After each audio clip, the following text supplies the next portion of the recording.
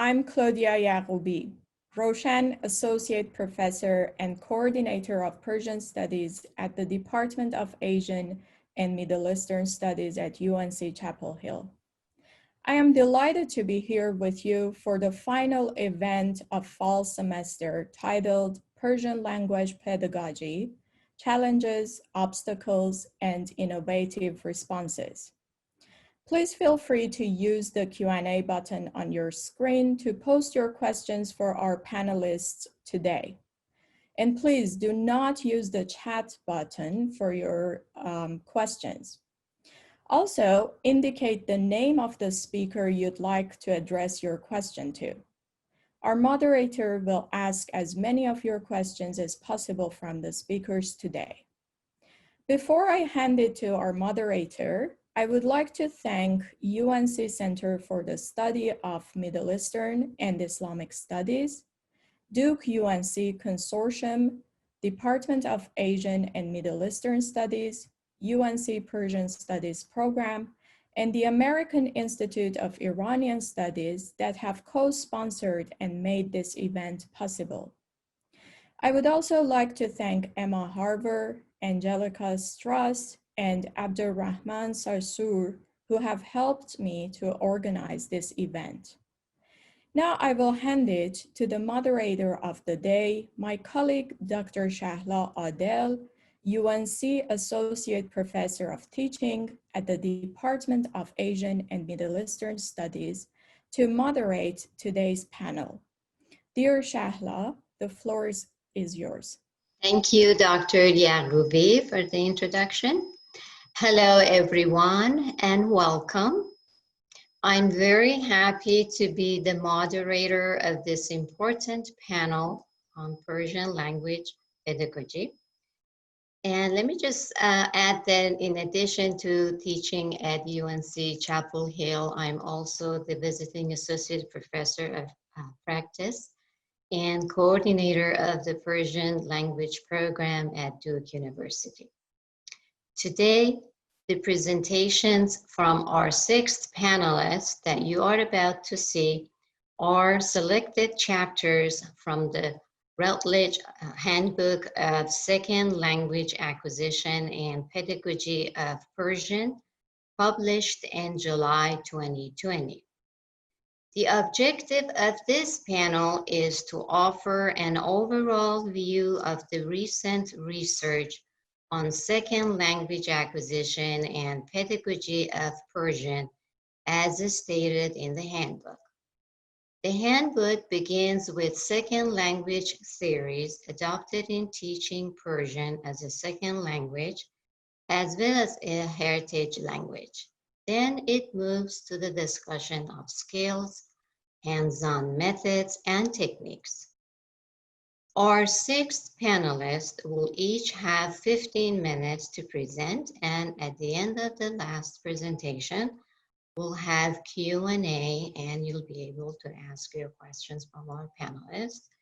And now I'm pleased to welcome our first panelist, who's the editor of this valuable handbook, Dr. Pune Shabani Jadidi, a senior faculty lecturer of Persian language and linguistics and coordinator of the Persian language program at McGill University.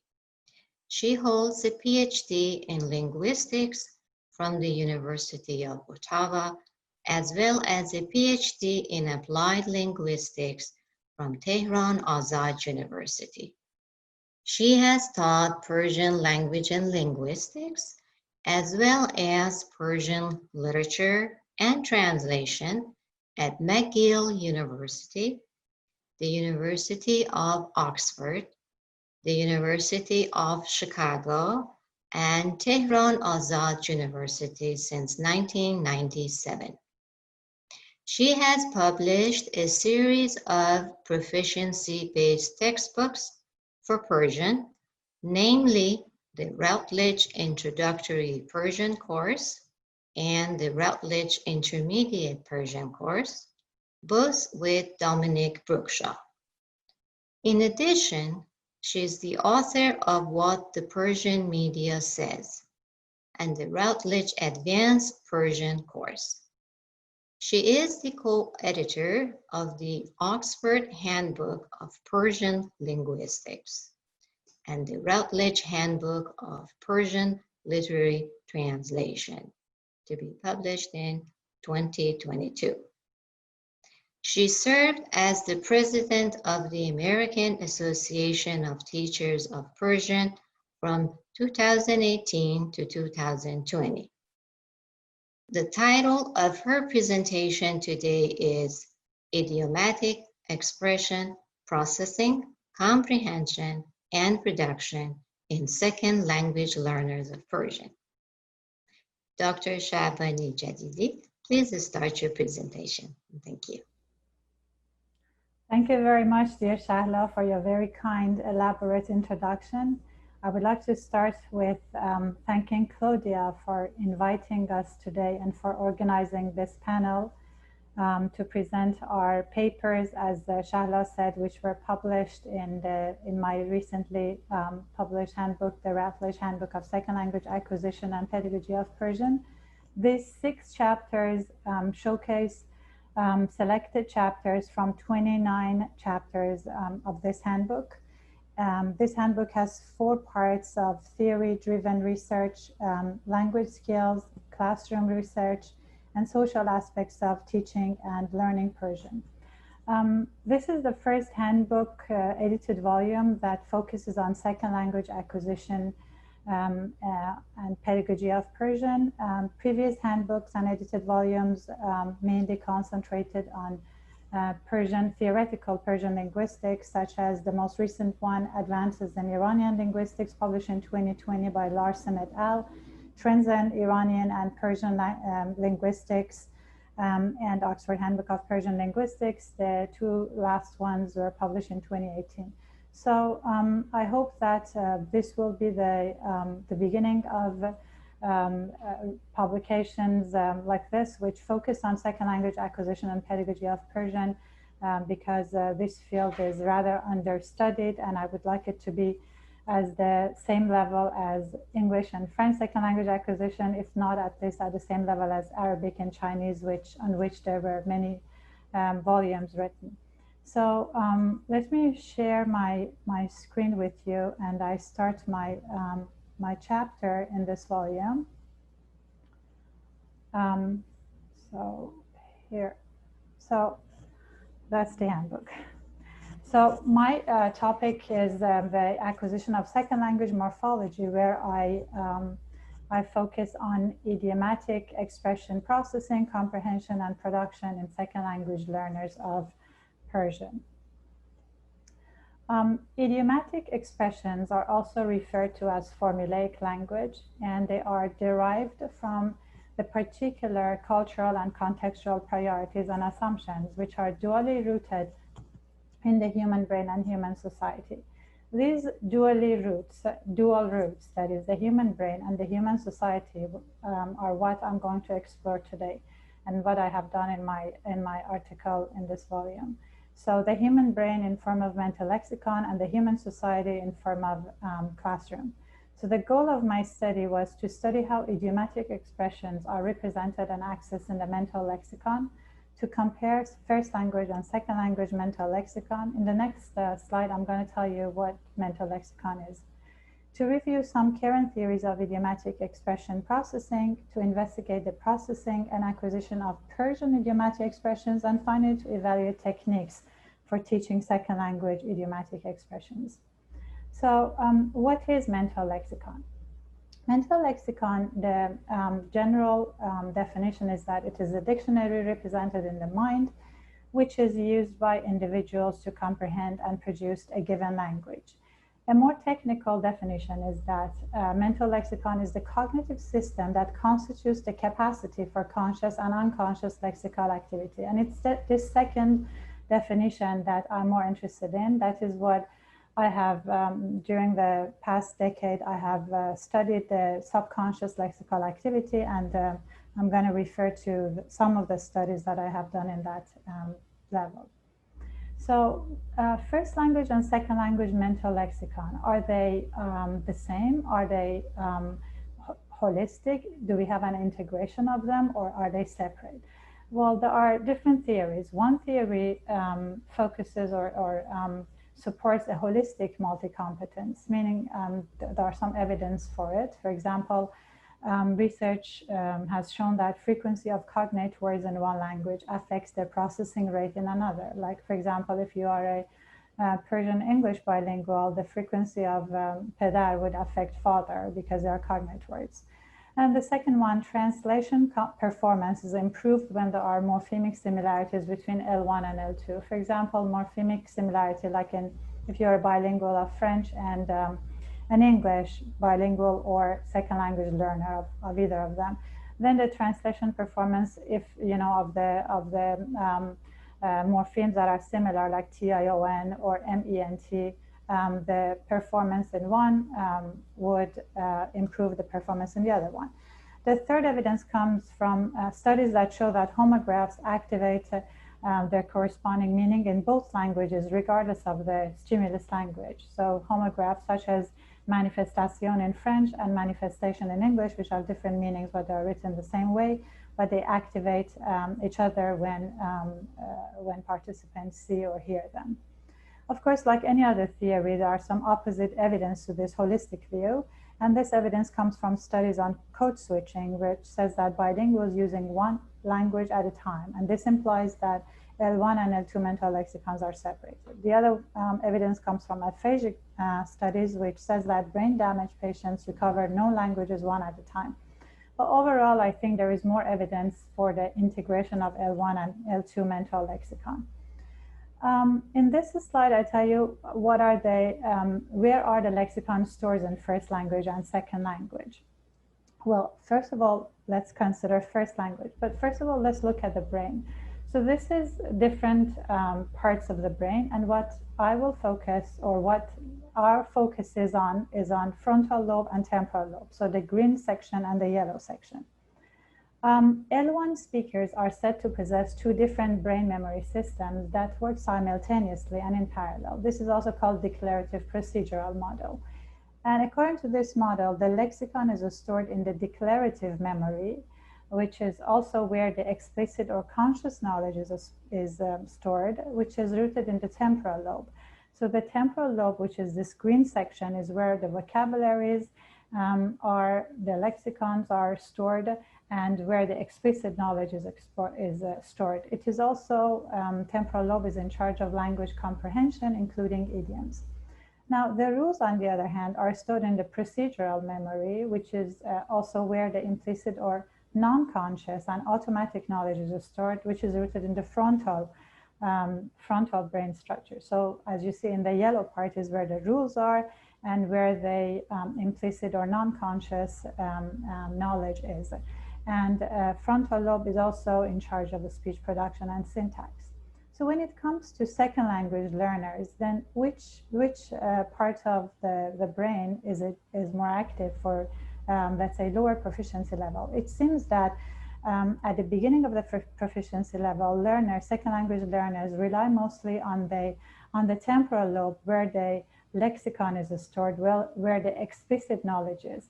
And then we're going to come back to this dichotomy at the end of my presentation. But this is important to know that second language speakers mostly depend on the declarative memory, which is where the lexicons are stored. Now, how about idiomatic expressions? Where are the idiomatic expressions are stored?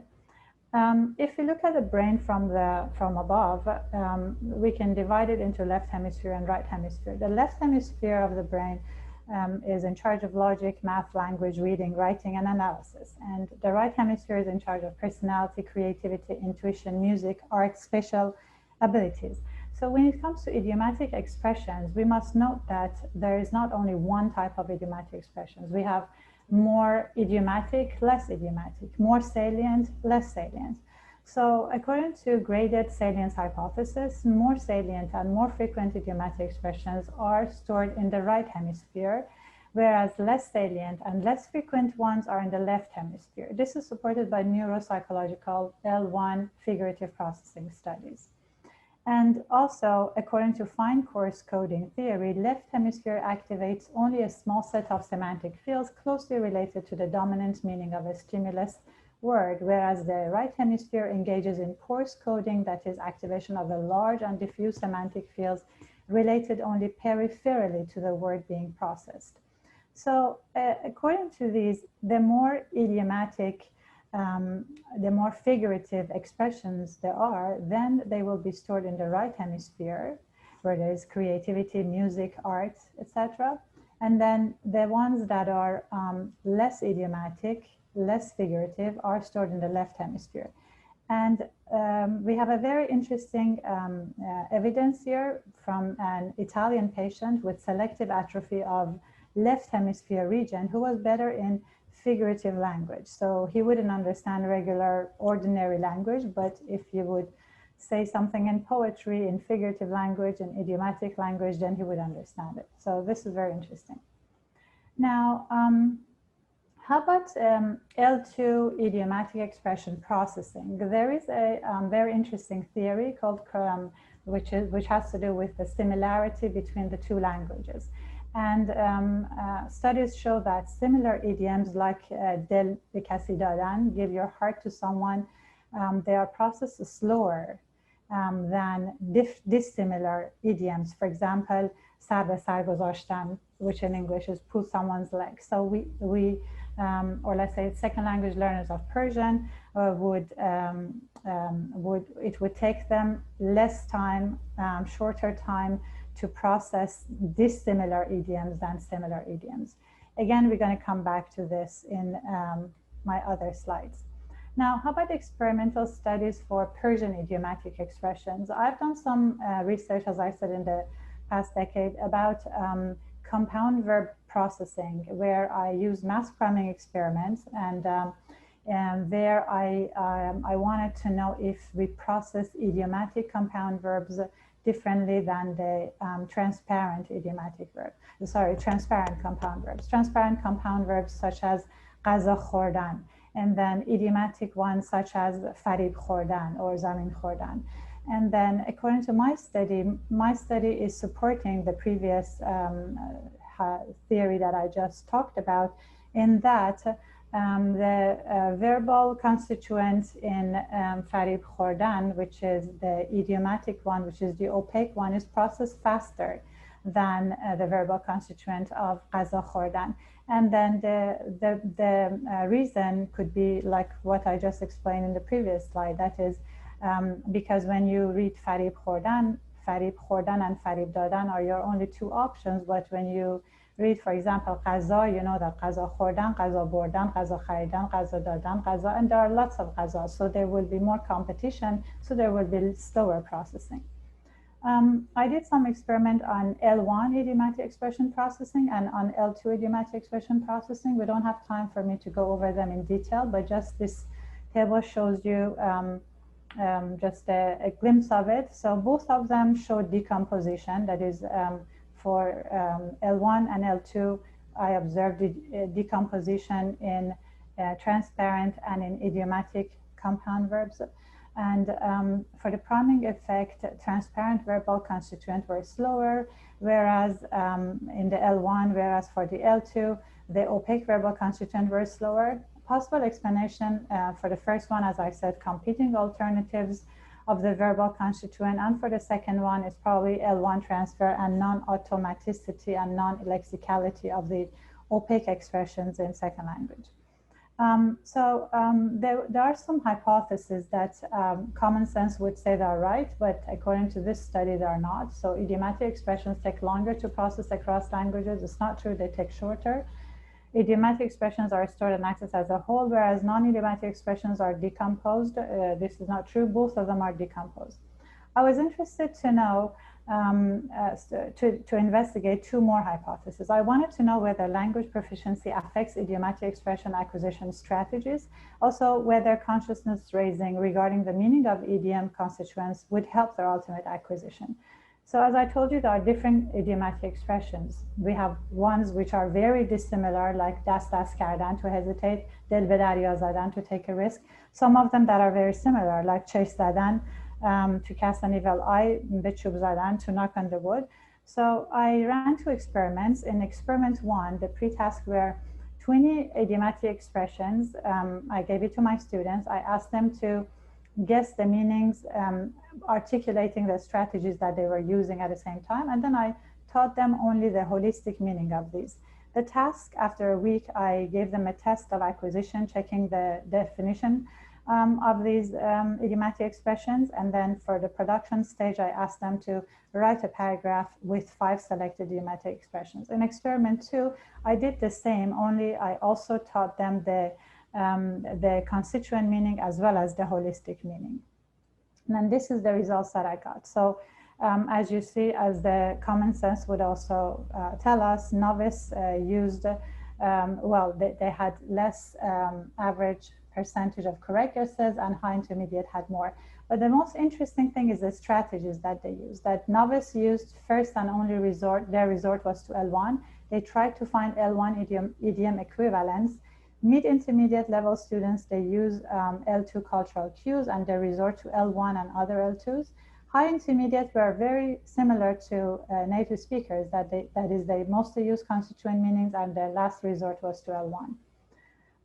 In the language proficiency and idiomatic expression production stage, I compared the first experiment where only holistic idiomatic meanings were taught to students. In experiment 2, both holistic and constituent meanings were taught. And as you see, there is not much difference. So when they were giving the constituent meanings, their performance wasn't affected much. So the hypothesis that I investigated, the first one, language proficiency affect idiomatic expression acquisition strategies, came to be true, whereas consciousness raising regarding the meaning of idiom constituent helps the ultimate acquisition and production, it seems not to be working. This is the last slide. So how about teaching L2 idiomatic expressions? Which ones should we learn and in what order? Well, we just talked about similar idioms are easier to learn, so probably we can start with similar idioms when we can go to dissimilar ones. And context is helpful, so probably we can teach students idiomatic expressions in context. Grouping them all around one topic also helps. Then it comes mode of instruction, whether we should teach them explicitly or implicitly.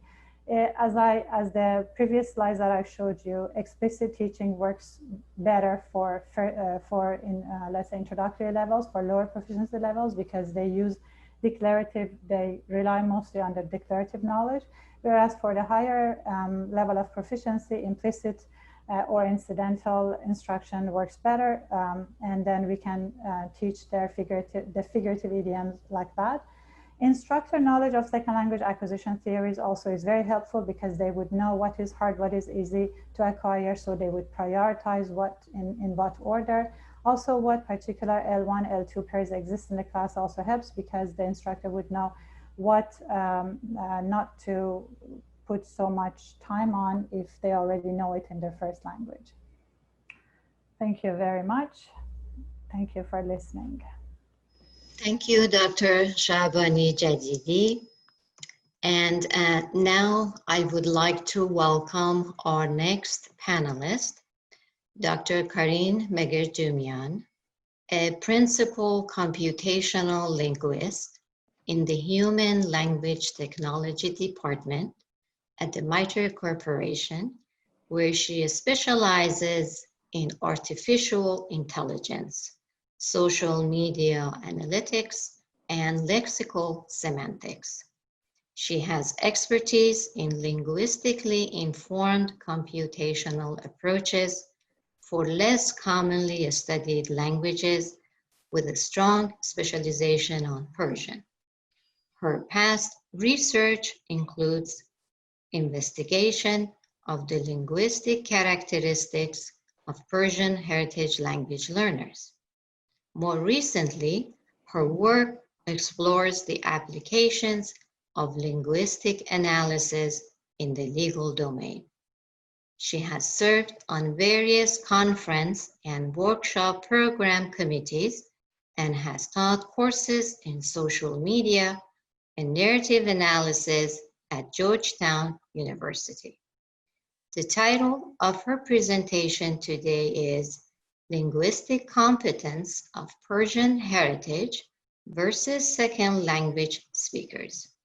Dr. Megar Durian, please start your presentation. Thank you. Thank you. Thank you for that introduction. So the main topic of this talk is to look at the differences between the linguistic characteristics of heritage speakers versus second language learners of Persian. So heritage speakers are characterized as unbalanced bilinguals. Balanced bilinguals would be bilinguals who grow up being exposed to two languages and learning the two languages in parallel, presumably getting education in both languages. Whereas heritage speakers, and here's a nice chart I think that kind of shows the way the heritage speakers acquisition goes. So L1 in this case would be the Persian, the heritage language, which is their first language that they are exposed to. But it is the minority language in the society. And as they're growing from childhood, there's less input in this L1. So there is usually no education in Persian language for heritage speakers in the United States, at least. And there is the language even that they're hearing, the input language in Persian becomes less and less frequent compared to the English language. So English here, it would be the blue language.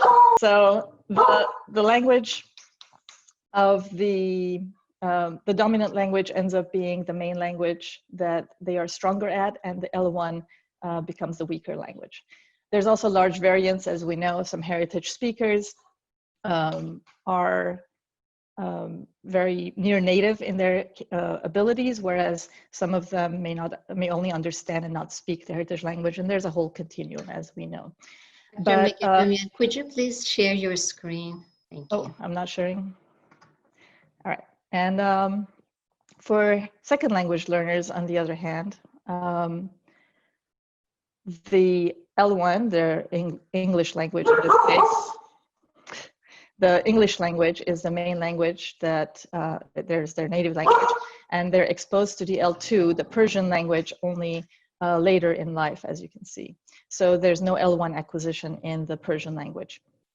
And the native speakers, of course, which we're going to be comparing to, they have attained relatively complete acquisition in Persian language. That would be the Persian native speakers.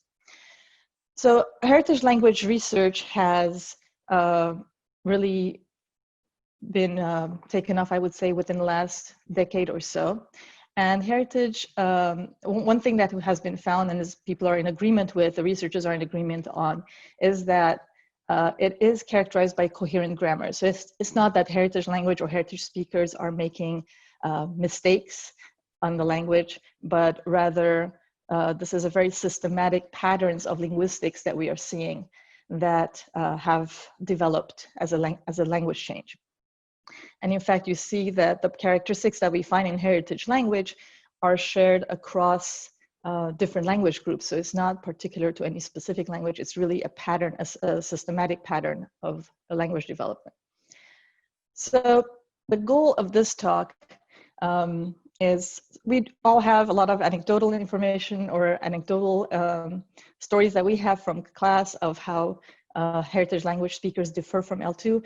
What this talk was going to focus on more is looking at experimental methods for the study of Persian heritage language and Persian L2. So looking at linguistic studies that have taken place and to provide an understanding based on these test results of the differences between the L2 speakers and the heritage speakers. The third bullet I'm not going to focus on, but maybe as I'm presenting, you can think of how the results of these experiments can affect how you would teach to heritage versus L2, and how it would affect your curriculum development, perhaps. So when we are comparing, one thing we need to identify is the baseline that we're going to compare to. So are we comparing to the native speaker, which is the Persian speaker from Iran, the monolingual speaker from Iran, or Tehrani dialect, the standard variety? Or are we comparing to the diaspora language, which is the parents of heritage speakers, because the language of the first generation immigrants is a little bit different from the native speakers. But for the purpose of this study, because we're not looking at acquisition, but we're really comparing the characteristics, our baseline is going to be the native speaker, with the standard variety being the Tehrani dialect, and the conversational variant, of course, because this is what the heritage speakers are exposed to. This is the set of studies I've reviewed for this talk. So I'm going to start with phonology, morphology, and then syntax. And I have a lot of information, so some of it I'm going to go over fast, but I'll share the slides so you can look at details later. So phonology is one of the places where heritage speakers perform better than L2 learners. They're almost at native level often. There is, however, people have noted a heritage accent, as they call it, and that's usually due to intonation or stress differences. One of the things that has been pointed out a lot based on the orthography of heritage, so when the mistakes they do in writing, is when the perception of some sound contrast that don't exist in English or in the dominant language are represented the way they hear the way they hear it in the dominant language. So you don't hear the contrast. So things like R versus R in Persian will be written as G, like in Boshghab being written as Boshghab, by both heritage and L2. And this is for low proficient heritage mainly. Same for Kh versus K. One thing that has been noticed is that there may be some variance here. There's more sensitivity to the position of the sound within the syllable. So if it's in the beginning of the syllable, it's easier to find the right sound to hear it, whereas if it's in the end of the syllable, for instance. But mainly this is for low proficiency heritage speakers, and both L2 speakers and heritage speakers seem to have this error. One thing that's maybe more interesting is that heritage speakers have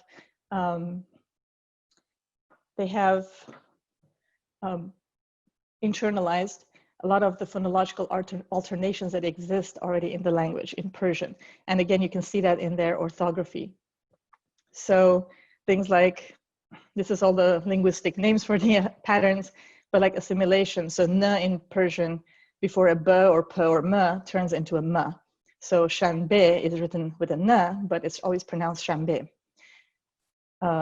Devoicing, when the hard sound r turns to a h before a soft sound. So the soft sound before a soft sound. So this devoicing also happens. It's also an assimilation in this case. But the heritage speakers actually write it the way they pronounce it, the way they hear it. So it shows that they have already internalized these phonological alternations, even though it affects their writing, obviously. On the morphology, there's a little bit more variation here. And I'll show a few. So here's where heritage speakers and L2 seem to perform better. A lot of what I'm going to show here, these charts, come from an experiment that was done at University of Maryland, where there was a development of a large test battery on 50 subjects, testing the linguistic competence of heritage speakers and L2 speakers. So these are 3 derivational morphology tests. One is lexical negation, so adding negation to a word. And the task was to identify if something is real Persian versus not. So narahat is obviously real Persian. Bi mehrabun is a wrong negation. Same here with making agents by adding chi, kar, or gar, and also plural formation, not just the ha ending, but all of the other animacy and Arabic endings. So to look at these charts, this blue on top is the native speaker output. You can see they're very close to 100% accuracy rate. The teal on the right-hand side on all of these charts is the L2 output. And the orange is the heritage. And this horizontal line is the average result of accuracy for that group. So you can see there's a variance. So in the case, in all of these, as you can see, heritage speakers and L2 speakers tend to do more similar, they get more similar results, less than native speakers. with some variation. Now, when looking at Arabic plurals, and the test here was given a template like sher, and you have all these forms, and they have to find the one that doesn't fit, like ikhraj, khuruj, makhraj, and khijalat. And they have to say that khijalat does not fit. And I think you can guess how they did. Heritage speakers do a lot worse than L2 speakers on this one. And the idea is, or the analysis is that this is due to the fact that these kind of Arabic plurals are part of the formal language that they are not exposed to, so they don't hear that at all. Interesting tidbit also is that L2 speakers that had Arabic training perform at almost native speaker level on this task. Somewhere where heritage speakers do better is some more morphosyntax at the inflectional morphology level. So things like classifiers, setamive, dojelt ketab, they do way better, as you can see, at 75% or 70% accuracy here versus L2 at about 20, and also formation of causatives like tarsidan, tarsondan, but also the light verb version of it. Okay. Moving to syntax, syntactic analysis, we see even more variation where heritage speakers perform almost at native level on some things, but then do worse than L2 speakers on other things. One, where they do better than L2 speakers is things like negative polarity, as we call them. So, hichi besh nagofte budam, where negation has to appear on the verb, obviously, and this I should have mentioned the star means it's ungrammatical. So you cannot say hiç kes dar khuna ro baz karde. You have to have a negation on there. And you can see that they're doing close to native speaker output here in terms of accuracy. Another thing is complex sentences, like basically where there's a sequence of tenses, especially in the use of the subjunctive. And the idea again was to identify what is grammatical and what's not. And again, they performed very high at 90% accuracy compared to L2 speakers at 65%. They do, where the heritage speakers seem to suffer more is where there's comparisons with the dominant language, where the dominant language and the Persian language are in conflict. So here's preposition choice after a verb. So دوستای افغانمون چه خوب beep مپذیرایی کردن, that was the test. So there's a beep sound and they have to figure out what preposition should go there. And in this case, of course, everyone knows it's as. In this case, in English, there is no preposition. So there's a dissimilarity. Versus this one, a very common one, I think you probably have seen in your classes, write your essay in English, but it's enshotno be Englisi benevisi. So in these ones where there's a conflict with English, you can see that heritage speakers and L2 speakers both do quite badly at about 20% accuracy rate on this task. And finally, where heritage speakers do even worse than L2 speakers is places where they have to choose a conjunction. And in here, we see a lot of interference from English. So I want to know if you've read this book. They often put agar, for example. There's a lot of cases like that where they choose the conjunction that would be chosen in English. And they perform worse than L2 speakers on these tasks. One thing that's interesting is that all throughout, the response time of the heritage speakers is as fast as the native speakers in making judgments throughout all the tasks almost. So this is one from the causative response time. You see that the L2 speakers are way slower in milliseconds compared to native and heritage, which are aligned. And same here for L2 speakers. Again, our response time is much slower. So here's my last slide. In summary, heritage speakers seem to have great advantage in terms of phonetics and phonology. That's where they have acquired most. But in morphosyntax, we see that they do better on elements that are more salient or frequent in the language, the features that are more in a conversational language, but do not do as well on things that are formal language characteristics. And L2 learners tend to do better on these than heritage speakers. On syntactic patterns, they don't perform as well as native speakers, but in some of them they do better than L2, like complex sentences, argument structure, relationships of agreement relationships. But then when there's interference effects from English, actually heritage speakers seem to be affected by that more than the L2 speakers are. But overall, in terms of processing time, they do as well as native speakers across the board. Thank you. Now I'd like to welcome our next panelist, Dr. Nahal Akbari, a clinical assistant professor and the director of the Persian Language Program at the University of Maryland. She holds a PhD in second language education from the University of Ottawa, Canada.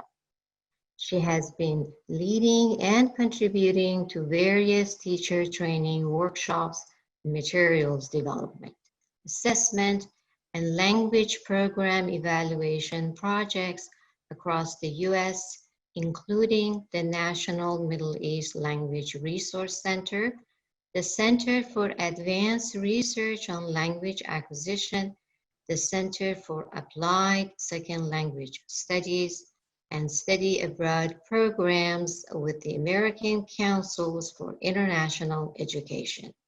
She has co-authored articles on Persian pedagogy and discourse analysis. Her research interests include intercultural, rhetoric, second language, writing, and teacher education. The title of her presentation today is Second Language Reading in Persian. Dr. Akbari, please start your presentation. Thank you.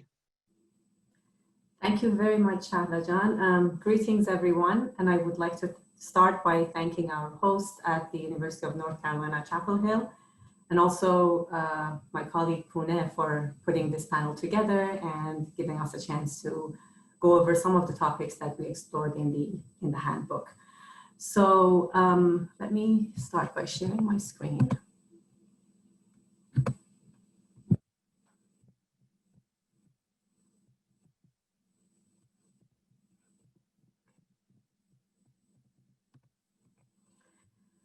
So the topic that I'm discussing today is second language reading in Persian, and I will be mostly focusing on beginner level learners, novice learners, and some of the issues that they might face in the learning of Persian, actually, Persian reading. The primary objective I have today is to briefly talk about how the complex construct of reading is conceptualized and some of the recurring themes in the literature of talking about learning and teaching of reading, and in particular how they apply to Persian. So some of these topics include the reading construct itself, Persian orthography and L2 readers, selection of reading texts in terms of authenticity and comprehensibility, fluency in reading, knowledge of vocabulary in relation to reading, also the teaching of literature, or teaching reading through literature, actually, and some reading strategies for the L2 classroom. So I hope this captures some of the most relevant discussions and conversations in teaching teaching reading to adult learners of Persian. So to begin with, without getting too much into theory, I want to mention the two concepts of bottom-up processing and top-down processing that we face a lot as we look at the literature of reading. Basically, by bottom-up, we mean from text to brain. Readers are assumed to be decoding letters to words, to sentences, and from there to the intended meaning of the author or the text.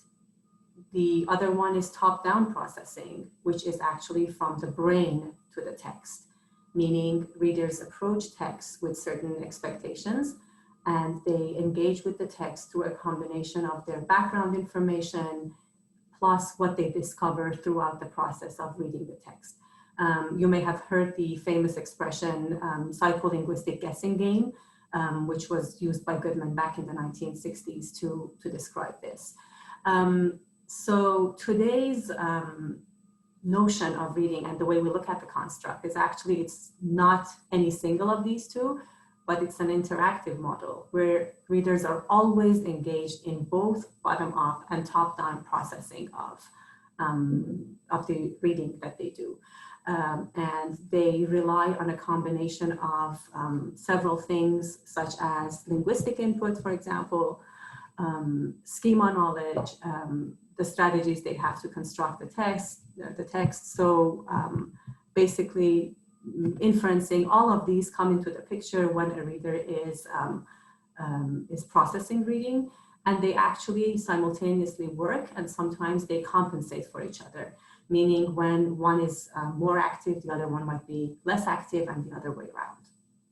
So basically, this is how we look at the construct of reading today. Now, when it comes to Persian, one important consideration is the issue of orthography, especially for novice learners of Persian. In talking about reading, it's inevitable to think about writing systems, scripts, and orthographies. So one notion in the literature is the issue of orthographic depth. The word opaque came up in Pune's presentation as well, in Dr. Shabani Jadidi's. So in terms of orthography, we also talk about transparent versus opaque orthography. You can think of the words in English that make it opaque, actually. There's not necessarily a one-to-one correspondence between the letters that you see on the page and how a word is pronounced, basically. When it comes to Persian, depending on whether the short vowels are actually written out or not, or they are just omitted, you can have either a transparent version of Persian or a quite opaque version of Persian. And this is one consideration. Do we write the short vowels for the learners? Do we write it just at the beginning and then start omitting it? And as you know, there might be different approaches that you have adopted in your own teaching, but I just wanted to put it out there that this is one of the considerations and one of the challenges in reading Persian for our learners. Some other considerations include the right to left direction. Obviously, this is more challenging for learners who are just like our American learners who are used to the left to right. There's the issue of whether you join or not join graphemes or letters that identify the word, and also this impacts identifying the word boundaries. So we do have, as you know, the graphemes where things are joined, and then we have de, re that is not joined, and then they're joined to the letter that comes before them, not the one after them. So this can be a source of confusion for novice learners. Some graphemes or letters have different forms depending on where they appear, whether they are in a beginning position, middle, or end position of the word. Think about the grapheme or the letter he, actually, and its different forms depending on where it appears. Sometimes we have the same phoneme but different graphemes, so like se and ze, and their different representations. We have perceptual similarity of graphemes, only differentiated by dots. I'm sure those of you working with novice learners of Persian have seen how they, at the beginning, confuse be, pe, te, and se, and then je, che, he, and chet. So this can be a source of confusion for them. We have morphological ambiguity too. Examples are dosti, being a friend, và dosti, friendship, ya masalan kitab khubi and khubi. One other area is the opacity of ezafe, that slows down phrasal identification and makes sentence parsing difficult, definitely for the novice learners, but also sometimes for more advanced learners of Persian. So that's another issue that comes into consideration in our developing instructional materials and curriculum for Persian reading. And of course, the first language of the learners plays a very important role. Obviously, a learner of Persian who's from a English background or a Chinese background or an Arabic background will have very different experiences with Persian orthography and beginning to read. Another issue that we see discussed in the literature is the very familiar topic of authentic materials and authenticity.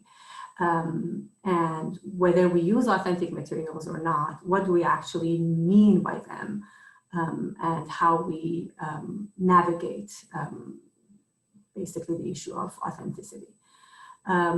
So the choices that we have basically are, do we use authentic texts? Do we use contrived and or simplified texts? Or do we use instructional texts that we have developed exclusively for our L2 readers, or a combination of all of these? What is the main criteria to keep in mind, basically? Some considerations here are, one is the issue of genuineness and authenticity that Michael Long has brought up in his works. And basically, the idea is your materials can be genuine, meaning you can get them from a Persian website or some other Persian resource from newspapers, for example. But the way you use them in the class may not necessarily be authentic. So you might be using an authentic text and then giving your students true or false selection, basically, which is not how we go about reading in our real lives. So you would not consider that an authentic activity or an authentic use of a text. So that issue of whether the text is genuine or not and what you do with it in class seems to be another way of looking at it, basically. And that's where, when you have your authentic materials, several other things come into picture. It's not like you just take your authentic material to the class. Obviously, you have considerations such as learnability, comprehensibility, sequencing, noticing, and several other things. And one way that many of us in our curricula have gone about developing and designing instructional materials has been doing input enhancement and input elaboration on materials. So although your text is authentic, you do not necessarily take it to the class the same way. You can add, you can enhance, you can play with it without taking away too much from the complexity of the text and depriving it from that rich quality that it has. Otherwise, if you simplify the text, one argument is it's impoverished and it doesn't really expose the learners to those structures that you want them to be exposed to. So I think this is one other area where there's no clear answer, and there's no, it's not a black or white issue. It's really combining all of our understandings of authenticity from different sources and bringing that into how we design our materials is the key. Another area of reading that I thought is just important to talk about for a minute is how knowledge of vocabulary is related to reading. We know that reading ability and vocabulary knowledge are reciprocal, and they are mutually supportive. Basically, the more vocabulary you have, the better reader you are, and the more you read, the more your knowledge of vocabulary develops. So they are intertwined, and unfortunately, when you look at the literature of reading, you don't see much of the literature on vocabulary acquisition being incorporated into it. So it's as if they are two different literatures, but bringing them together is absolutely important. And I think definitely in Persian, and I will touch on this later, that there are so many interesting research areas that those of us working with the language learners can appreciate and can see a potential for more research in Persian on them. So basically, the recommendation for learners, and these are mostly for English and for European languages, a lot of these things that come up in the literature. And definitely there have been some work, great work on Arabic and other previously called less commonly taught languages here. But I think most of the literature actually that people constantly refer to are focused on English. So the recommendation for learners to develop automaticity in word recognition and for developing a large vocabulary size to develop reading fluency is there. Basically, they say that learners have to focus on vocabulary in order to be able to get to that reading fluency. It is typically believed that an average reader can see 4 to 5 words per second for automatic recognition, actually, when they look at a text. So they often automatically recognize them without spending time on them. In terms of lexical coverage in texts, again, in the literature, it is suggested that up to 95 to 98% of the words in a text actually should be known in order for the learner to be able to guess the meaning from the context. We talk about guessing meaning from the context a lot, but if there are too many words that the learner does not know, obviously that doesn't happen. And interestingly, research shows that it's quite a high percentage, 95 to 98 in different studies. In terms of the total vocabulary size, which is again another interesting area for working on Persian. And when I say this, actually, I want to fully admit that there are some great work that our colleagues in Iran have done that we may not necessarily have access to, but based on the works that we can find published, this is something that we can consider. So yes, so in terms of the size of vocabulary, they say that there's approximately 2,000 to 3,000 words actually that are general words that learners should know, and then up to 9,000 to 10,000 words for people to become efficient readers from different domain areas and from different genres. But those 2,000 to 3,000 are the very basic. So in terms of vocabulary depth and breadth, obviously both are important, and there are multiple things to keep in mind when we talk about how we say a person knows a word. What do we mean by that actually when we say a person has knowledge of a vocabulary item? It means multiple things, and we're looking at pronunciation, register, morphosyntactic properties, orthographic form, semantic features, pragmatic features, and several other things. So basically these are some of the criteria to really think about when you say what do we mean by knowing. And also, not every word is known at the same depth, but the breadth of vocabulary and the wide range of vocabulary for our learners is also important. But we want to, the criteria is not only recognition, but can they actively use the word, and can they accurately use it, and can they communicate through those word selections.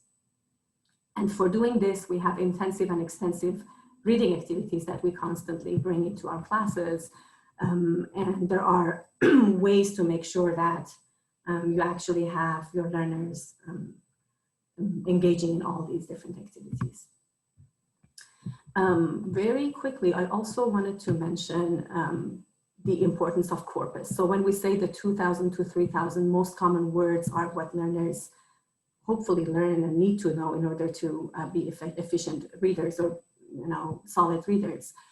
How do we identify those is usually done through corpus. And corpus linguistics has been immensely helpful for developing reading materials and vocabulary knowledge.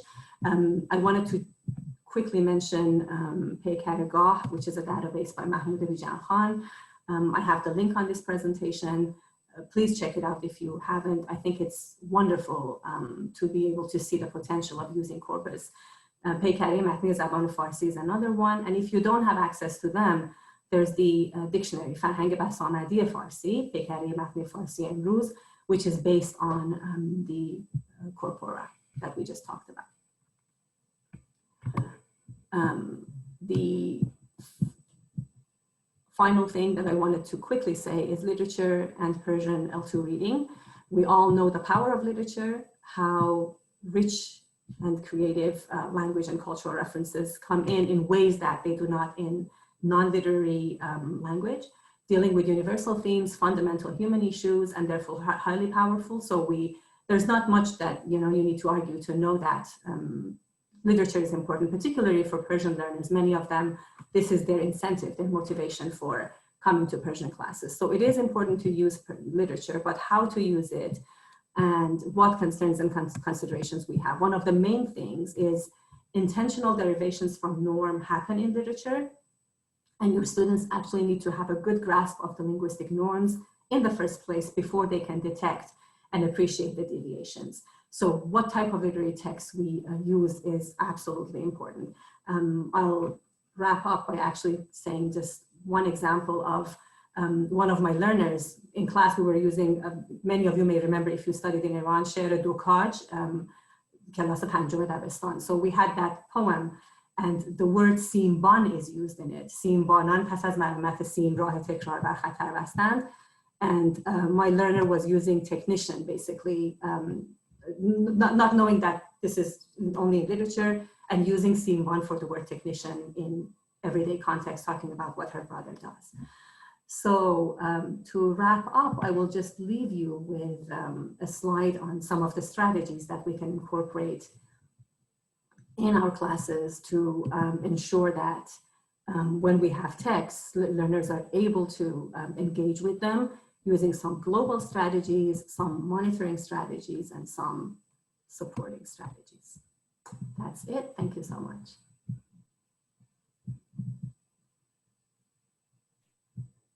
Thank you, Dr. Akbari. Now I'd like to welcome our next panelist, Dr. Michelle Quay, an assistant instructional professor in Persian at the University of Chicago. She has previously taught Persian at Columbia University in New York, University of Cambridge, and elsewhere. She holds her doctorate in Persian literature from Pembroke College, University of Cambridge, where she conducted research as a Gates Scholar.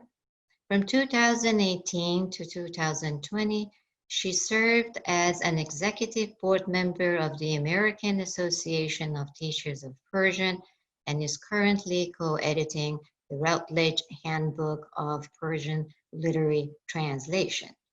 The primary areas of her professional engagement include pedagogy of the Persian language, the literatures of early Islamic mysticism, and literary translation. The title of her presentation today is Communicative, Task-Based, and Content-Based Approaches to Persian Language Teaching in Second Language Mixed and Heritage Classes at the University Level. Dr. Quay, please start your presentation, and thank you. Thank you so much for that kind introduction. Good morning, everyone. I hope everyone's doing well. So the title that Dr. Adel gave was the sort of comprehensive title of our chapter in the book. We won't have enough time to cover all of that, so I'm just going to focus on the communicative approaches. And let me share my presentation with you all. Okay. First off, I need to acknowledge my co-author for this chapter, which was Dr. Latife Hariri at UCLA, who I'm sure many of you know. And this talk is entirely based on that chapter, so credit goes to her as well. Just to give you a quick overview of what we're talking about with communicative language teaching, I won't go through all of this, just focusing on the proficiency-based approach. So in this approach to language teaching, you're looking to provide meaningful, spontaneous communication opportunities in class. These tend to look like activities like scenarios, role play, and many different activities, which I will get into later on. And the idea is to focus on functions in practical use and creating real information gaps. So the assumption is that communication happens when there's a real gap of information, a real piece of information that needs to be exchanged. So we artificially create those information gaps so that students can fill them in an authentic way. So one of the primary assumptions of communicative language teaching is that students learn best through trial and error in interactive communicative settings, where they have to negotiate construction of meaning and they have to adjust their production to the appropriateness demanded by the situation. So that's kind of the general overview idea of communicative language teaching. This is a cartoon I use in communicative teaching. So it's important to remember that interpretive activities also qualify as communicative teaching. We often tend to think of it as just the interpersonal dimension. So to elaborate on that, there's sort of 3 different types of communicative tasks that we evaluate students on. Those are interpretive, so being able to understand that cartoon that I just showed would be one of those. Interpersonal would be, as you would expect, being able to ask and answer questions in a conversational context.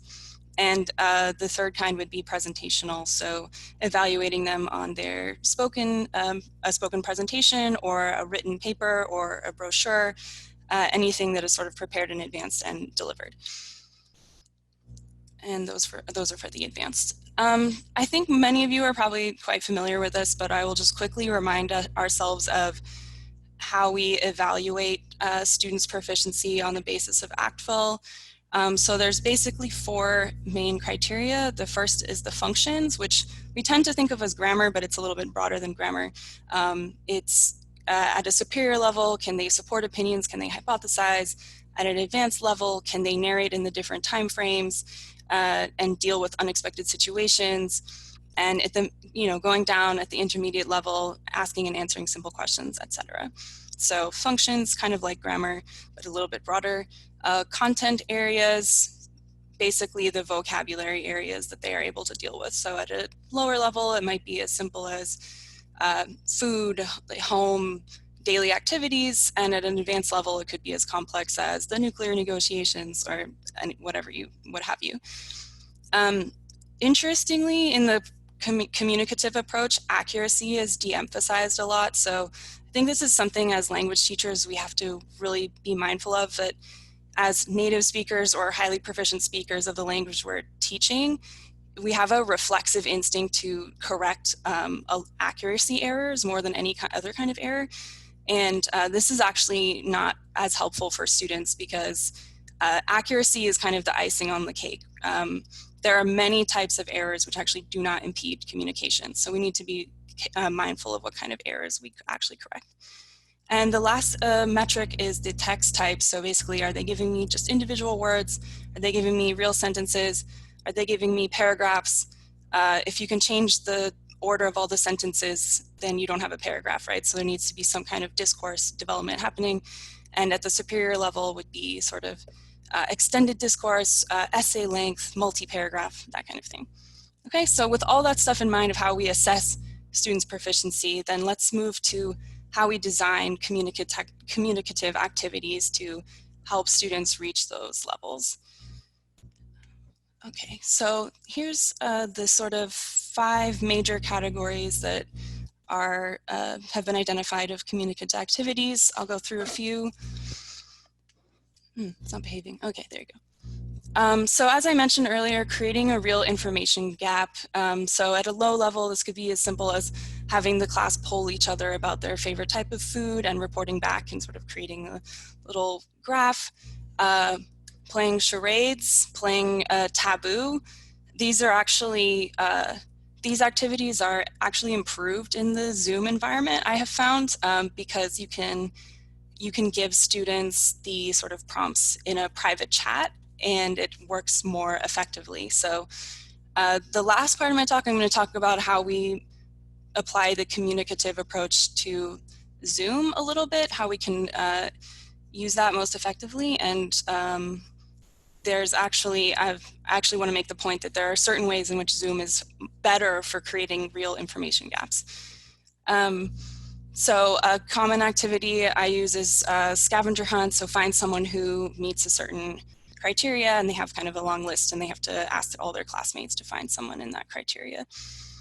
And I think our linguists will tell you that language chunking is really important for getting students to move from the discrete processing into the more complex processing that native speakers have. And using sentence stems is a really good way of encouraging language chunking. So all those things I use as information gap activities. Jigsaw activities are basically when you break apart a whole and you give it in different pieces to the entire class, and then they have to reconstruct the whole. So this is a PSA from the United Nations about water usage, and basically I would give each student their own one of these, so they would get like the chips, and they would know that, okay, so it's 185 liters of water to produce chips, and they would have a list of what else is on the list that they could find out from other students, and they would go around the room asking, okay, how much water do we need to produce an apple? How much water do we need to produce a piece of bread? And this is a elementary activity, and it's really good for practicing numbers, but also it has a real context, a real content. So students are often prompted to sort of reflect on climate awareness, and they're really shocked by the 2,800 liters over here for the hamburger. So that would be an example of a jigsaw activity, splitting it up and then bringing it back to the whole. Opinion sharing activities, I think that's pretty straightforward. It's very generalizable to different levels. So you can ask something as simple as what's your favorite food to what's your opinion on, contemporary politics. So that one very broad, very generalizable. Information transfer activities. So these are when you basically take information that's given to you in one form and you have to transfer it or translate it into another form. So for example, a bus schedule, you're given a bus schedule and you have to plan an itinerary, or you're given someone else's work schedule and you need to try to find a good time to meet.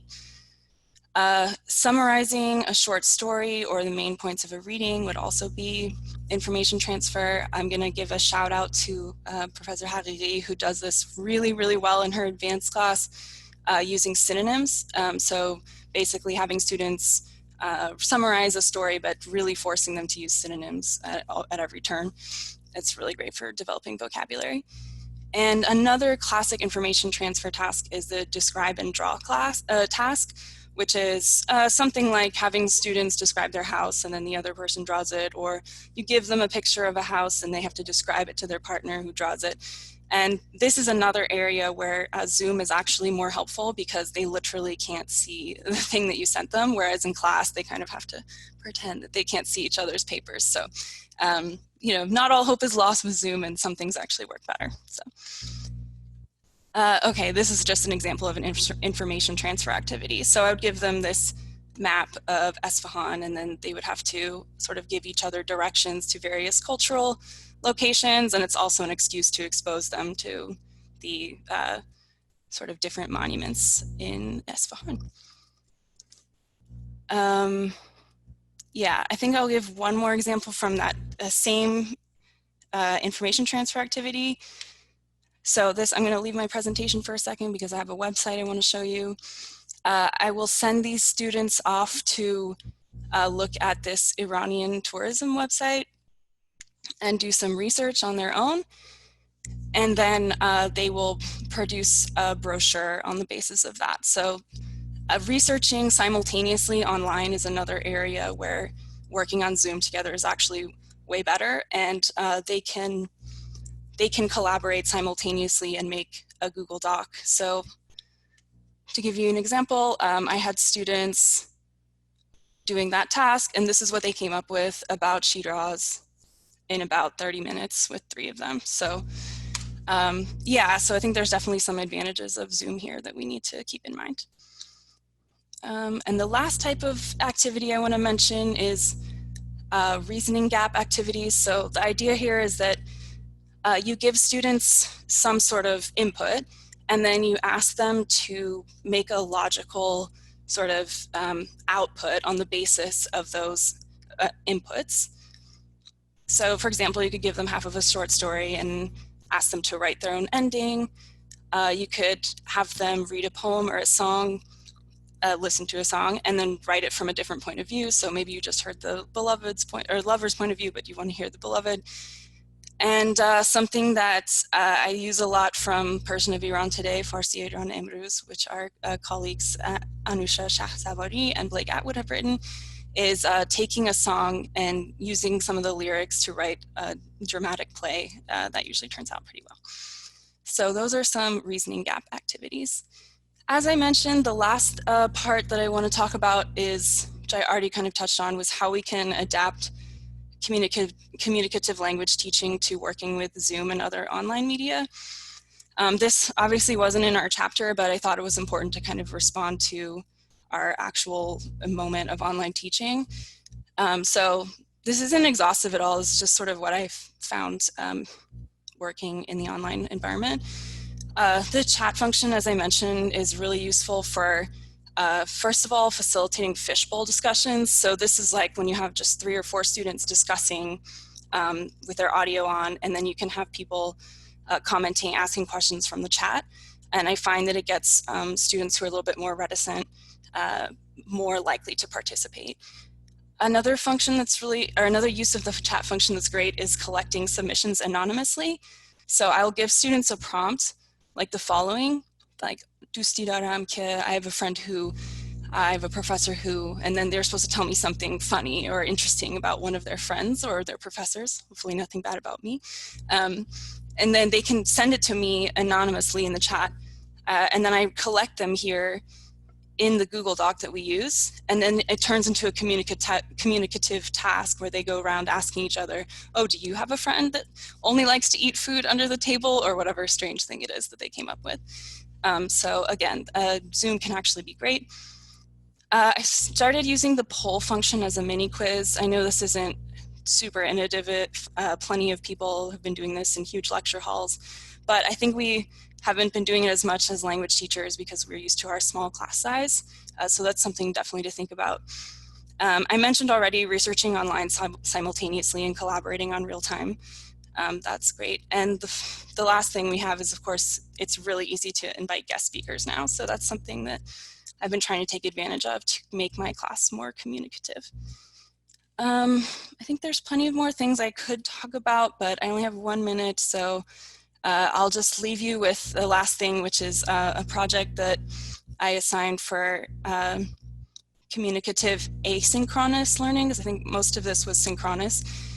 So this is students go to different social media like YouTube, Facebook, Twitter, whatever, and they follow a topic of their interest. Like the student picked classical Persian music, the student picked ancient Iranian artifacts, and they compile their own dictionary. And the sort of asynchronous communication part of it is that then they post something either on Twitter or on Facebook, whatever, in response to one of these or a few of these throughout the term.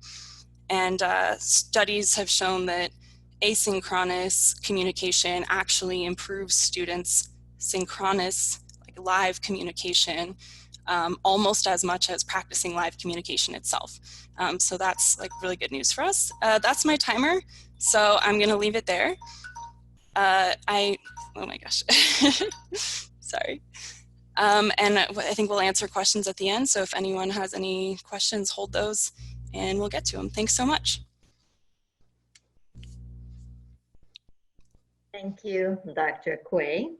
Now I'd like to welcome our next panelist, Mr. Mohammad Ismaili Sadari, the Academic Coordinator of the Middle Eastern Languages Program, Arabic and Persian, at the Johns Hopkins University School of Advanced International Studies in Washington, D.C. He has taught Persian, Spanish since 1998 at Georgetown University, Middlebury College, Catholic University of America, the Middle East Institute, Diplomatic Language Services, and most recently at the University of Maryland's Roshan Center for Persian Studies. He has served as a Persian linguistics informant at the University of North Carolina, Chapel Hill, and received the Provost Award for Excellence in Teaching at Catholic University of America in 2005. He holds a master's degree in linguistics from Georgetown University, as well as a master's degree in Spanish literature from Middlebury College. The title of his presentation today is The Persian Language Educator's Role in Developing Blended Language Learning from Principles to Practice. Mr. Ismaili Sadari, please start your presentation. Thank you. Thank you. Thank you so much for the nice introduction. I will share my screen with you. And today I will talk about a framework for blended language learning design that I use an example. We use it at SAIS Johns Hopkins. That's from a Persian language course that I have been using that.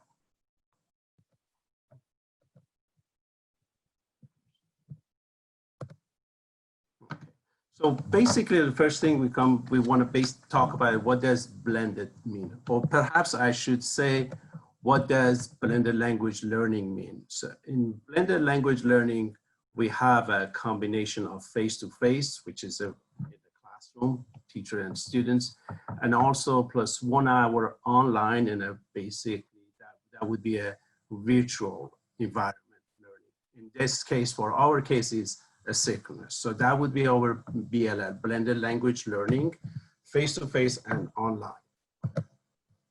So organization of this presentation that I prepared today has two parts.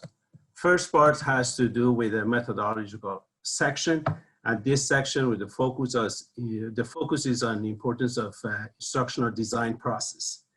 And it's recommended for the course designer or instructors to take two main steps for this section. One is the first involves the needs analysis. That needs analysis composed of a learner analysis and a context analysis, in which educators, they set the learning outcome, they plan the learning activities, and also the assessment elements that need to achieve outcomes.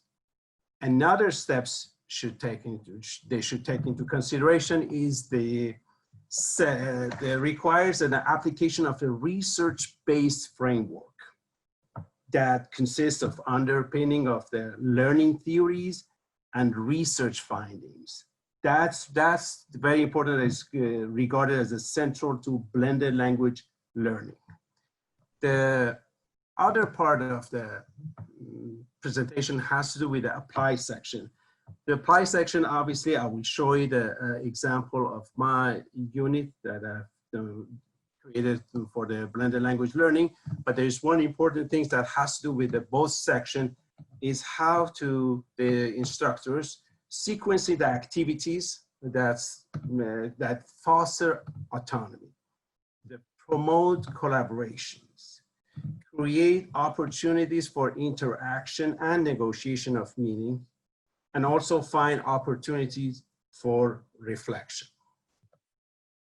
This is basically on a blackboard at SAIS.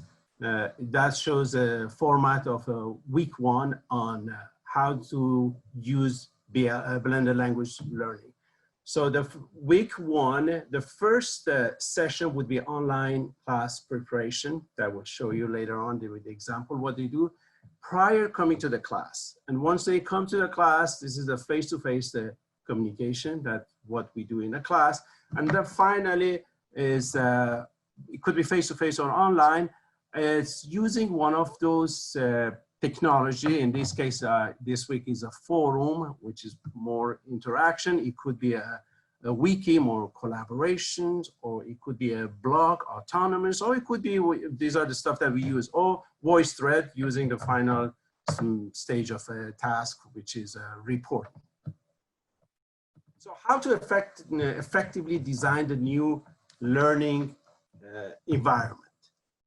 So the part, as we know, the logistical benefit in terms of temporal and geographical flexibility, is clear for everyone. The main part here is the structure pedagogical plan. It should be an effective design so that can improve pedagogy. This improved pedagogy would be beneficial for the teachers, for the learners, by combining these inherent advantages of face-to-face and online environment and integrating them seamlessly. So that's the challenge is how we make it a kind of a sense of continuity. It's not something they do it as a homework. It's just part of the class. So the main thing that I will focus today is how to structure this pedagogical plan. The implementation of a pedagogical plan, two things needs to be taken into consideration. One is the role of the language teachers and instructional designer. In this case, there could be one or two people. The couple of things they should take into consideration is how to align these activities with their learning outcome, which is very important, and also how to sequence the activities. And finally, choose the appropriate technology for certain activities, not necessarily just using technology. And obviously, the environment they create, it should be conducive to learning and student-centered, which is important. Pedagogical principle related to theories that how we learn is also important, because the research on student learning has witnessed a paradigm of shift from behavioristic, cognitive to social constructivist orientation. This is what it is where the collaborative learning is essential, is a central aspect. This is where the knowledge is constructed, is structured, is created by interaction rather than by transmitting the information. So the course application, there are two questions that basically drive my presentation, and I will describe them. Is which portion of the language course can benefit from being moved to online or remote environment, or how does this move alter the pedagogical emphasis on the offline or face-to-face component? At SAIS, we have adopted the Willis task-based model in blended language learning. This is an example that we have the task-based model. Willis has three parts. One is pre-task, one is the task cycle, and another part is post-task. So here we put a component online, we use a pre-task. And in this portion of pre-task, the familiarization with the topic, the preparation for the lexical, the rich input exposure, the input, whatever they're exposed to learners to, that's considered input. It could be audio, it could be a video, it could be a written, all of them should be rich, or even teacher talk. So they get a rich exposure of input. Then when they come to the class, we do the second one, face-to-face, is a task cycle. Task cycle has three parts. Task, basically, which they do the negotiation of meaning happen, interaction happens between in a pairs or in a group. They will basically do the task, which is fluency and negotiation of meaning. In this case, you don't pay attention that much, not for accuracy. However, prior to the report, finishing the task, they go through another stage, it's called planning. The planning is where this part gives the groups or the pairs or the whole class to have a space to consider linguistics forms. So preparation for the report. The report is basically what they will, usually they do it orally. It could be also, sometimes we assign them as a written afterwards. Here they use the language they have pay attention during the planning. So in addition to fluency, maybe some expectation of accuracy. And finally, it could be online, the component, or face-to-face, which is a post-task. Post-task refers to the activities that is a language focus. So we create activities in this section, that's a conscious raising awareness. The student should notice some grammatical part or any part of speech or morphology, phonology. So they pay attention, they notice, hopefully they register. So that's the last part of the task model of Willis's. So the first unit, for example, we did, what do you know about the contemporary Iranian history? Component is online. The cycle here is pre-task activities, is a survey or input exposure. The tools, we do synchronous video, and it could be in a pairs. And the face-to-face comes the task cycle. They do either here, if they had a video watching to pre-task, they can do another mode. It could be a little bit reading. Then they start doing the task, planning, report. Is a group, they can be a pairs, a wiki, you assign them to write something. If it's one group, one member of the group can orally report as using the voice thread. And then finally, another component is face-to-face on online. That cycle is post-task, language focus. Here right now is very interesting. Right now we can use the whiteboard or the Zoom and the whole class participate. And that's where the last part is, it could be a language focus. If it's offline, if it's not face-to-face and it's offline, obviously you have to provide feedback, which is quite challenging. So rather than saying correct or wrong, it has to be explanation why is right or why is wrong.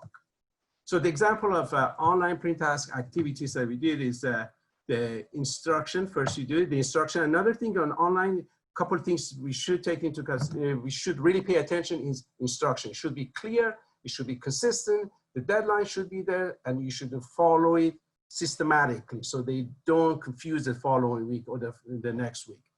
So for that one, we said elicit prior knowledge. Name here one or more pivotal event in contemporary Iranian history. So according to the classmate, they already did an interview. It could be Zoom, it could be Teams, it could be Google Hangout. You use appropriate technology. And then another thing is watching a video. That would be the first one in a pair or the group. The second part would be individual. So they're making and confirming hypothesis. So they're gonna watch a video. First they watch it without the sound, then they watch it with the sound, and then they can confirm it. Here you can put that video uploaded in LMS. So example of face-to-face activity. Once they come to the class, and then you're talking about the contemporary, this is very, they should come up with a graph, the milestone in terms of the importance of, that task was about the pivotal moment in a contemporary Iranian history. So they will rank, based on they have watched and based on they have read. So this video was probably 1950s, highlight the most pivotal point in Iranian history up to today, basically. So students to pre-task or coming to a class, they already know a lot. Some people even went way behind to the constitutional revolution. They talk about the coup, nationalization of oil.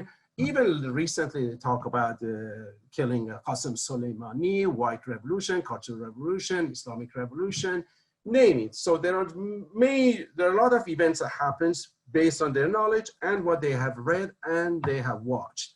Here they have as a group, the task is working together in pairs to, in terms of importance, they have to rank them. They have intermediate, high, advanced, they have to support, they have to defend their stand, where they are standing and why is more important, less than other important. So obviously something happened in the past. Another component is a comparison, which is more important and less important. And every group has a different answer. It's not exactly the same. An example of the post-task activity, you can do many things as long as the concept raising awareness. You can here use a reduplication, you can use the collocations, you can do the grammatical points, whatever. Usually the task determines these activities. Or sometimes the student's needs that you see. So you bring it on and then that could be in the class or it could be remotely.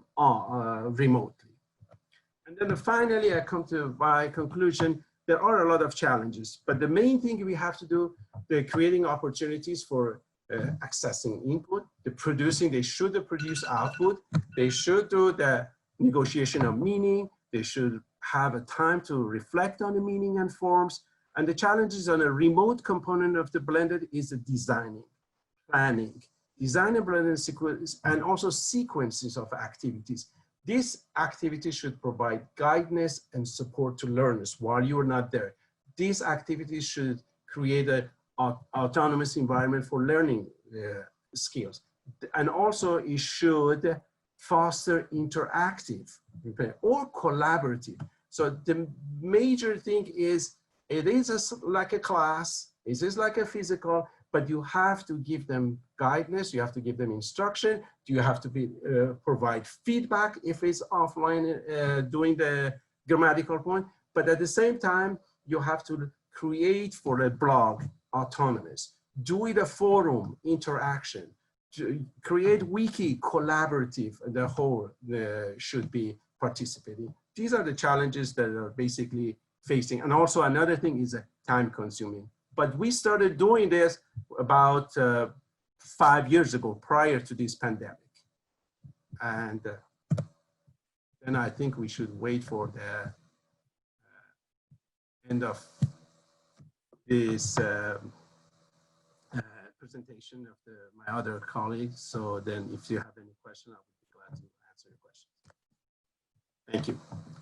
Thank you, Mr. Ismaili Sadeh.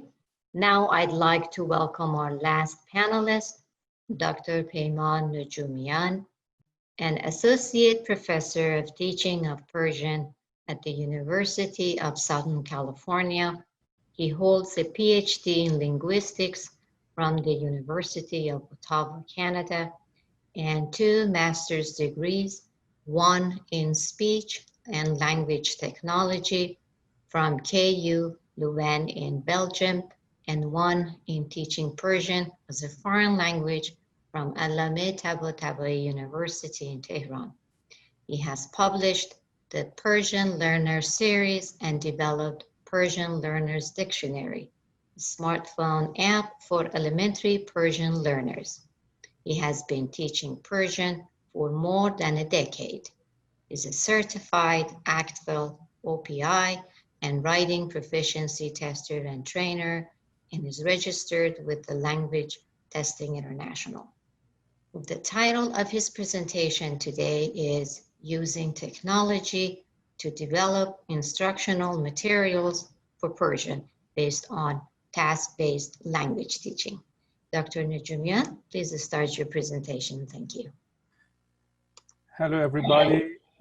I think that the other colleagues kind of helped me with my presentation because they covered a number of things that is also included in my presentation. So I'm going to quickly share my presentation with you today, and then we are going to start, in fact, the presentation. So it's using technology to develop instructional materials for Persian based on task-based language teaching. So today I'm going to cover these things like the terminology, a bit of introduction and history, and then the effectiveness of language technology, use of technology in teaching Persian, available technology, pros and cons of language technology, roles of pedagogical principles in language technology, and then I'm going to just briefly talk about TBLT principles and then task design and implementation of this kind of tasks, and then I show some demos specifically from CMC, computer-mediated communication. So a bit of introduction. You know that for decades, language teachers have effectively used early forms of technologies such as radios, TV cassette players, video players, and it was like an assistive tools in order to enhance teaching and learning of world languages. But despite recent advances, especially in information technology, new forms of technology are relatively new to second language acquisition and language teaching and have some constraints. So if we look at the history, a bit of history, if you can look and search for when these computers started, mainframes, mini computers and microcomputers in early 50s and 60s. And then until like 1977 that commercial PCs came to the market, and then networked in early 90s. And then eventually we had Internet World Wide Web went live in August 1991. So, so interactive technology brought hope to the field of language technology research. And then we have several approaches, different approaches like computer-assisted language learning, CAL, computer-assisted instruction, and using, which is mostly focused on using computer to assist teaching and learning of a language, And then more recently, we had computer-mediated communication using computers to communicate, like the chatting technology, text messaging, social medias. And then again, we have technology-enhanced language learning, TEL, or even web-enhanced language learning.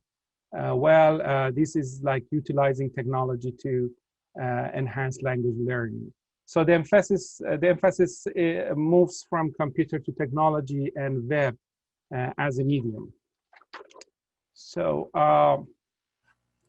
so the effectiveness of language technology, we know that not enough research has been done on this yet, but we are aware that language technology is interesting, so it can effectively engage learners.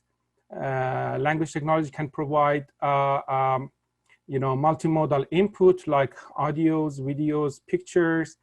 We know that multimodal inputs help learners activate different learning processes, resulting in second language acquisition.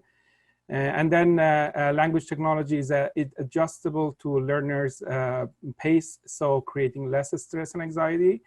And then most importantly, it can be interactive and collaborative. So based on the interactive hypothesis, meaningful negotiations among learners are conducive to second language acquisition, quoting Michael Lang, 1983.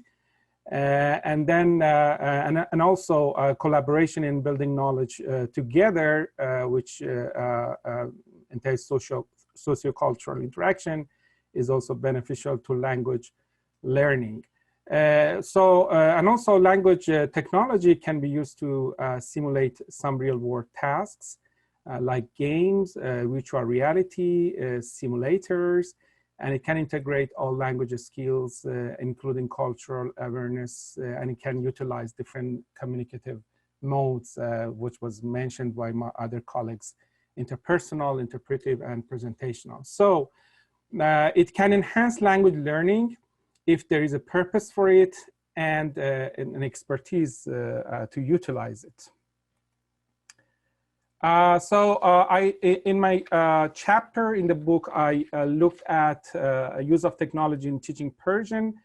I myself did my master's back in University of Allama Tabatabai, and I did work on technology.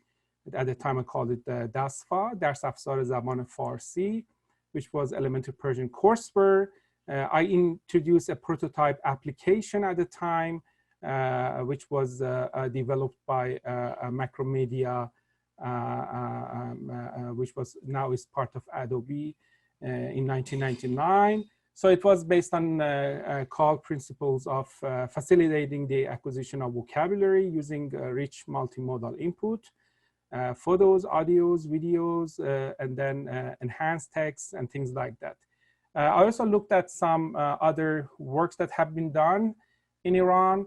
So mostly they are like web-based online portals providing instructional materials with limited interactivity, such as clickable vocabs, flashcards, parallel text, drag and drop drills, matching activities, YouTube videos, etc.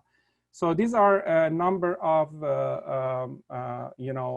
portals that I mentioned here, like Persian in Texas, SASFA by Sahrai Safari, Birjandi, NYU's Virtual Persian, LARC, Vakili Fard, Mir Dehqan, Persian Language Online, which is more recent portal, Easy Persian, Persian Pod, DLI and Castle portals, and then tools such as photo dictionaries, like the one that I designed myself, PersianLearner.com, Dekhoda, Wajeyab, Farsi, so translators, web conjugators. So I took a look at them and I found that they offer limited interactivity, and most of them lack a solid pedagogical foundation.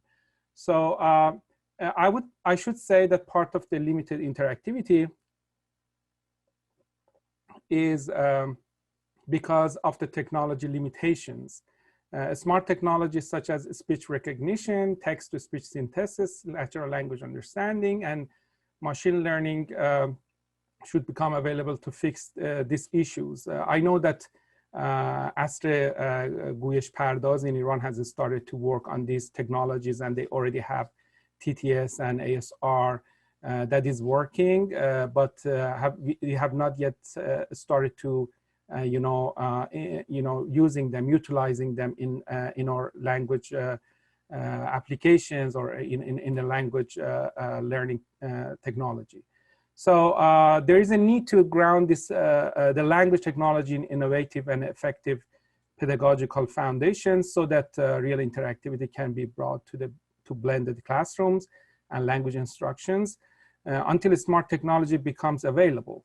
So interpersonal face-to-face activities and cooperative learning methods are the core of interactive tasks missing right now from computer-assisted language learning and those principles. So in this chart in the book, I have enumerated a number of available technologies here.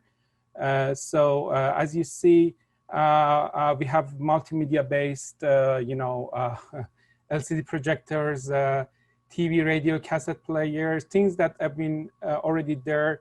Among them, a smart TV, phone, and watches are kind of become a little bit more smart now. And there's a hope that we are going to use them soon.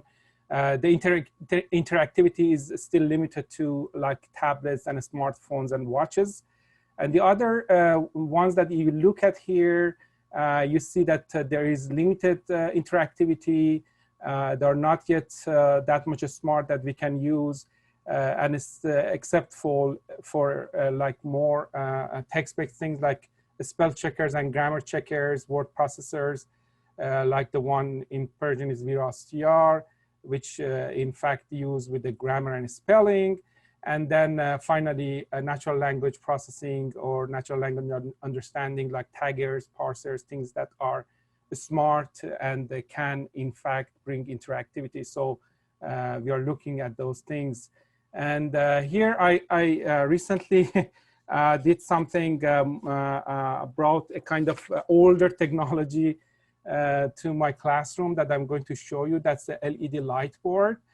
So this is in fact something that I created myself, inspired by one of the USC professors who used it for an economy course. So I used it to teach writing in novice level.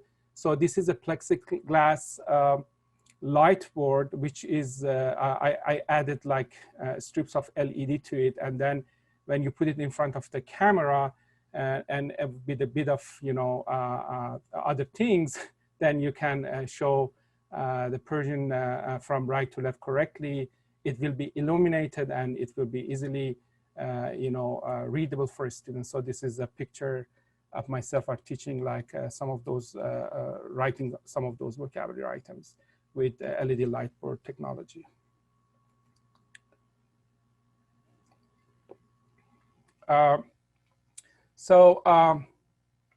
Pros and cons of using language technology. So we know that language technology enhances independent learning. So it can be personalized. The students can start, stop, repeat. If there is like a language application, they can do it as much as they want. So language technology reduces stress and anxiety. It allows for the integration of language skills, and it is multimodal, colorful, and fun. Imagine that a language, apps or on web-based portals like Duolingo, if it's going to be,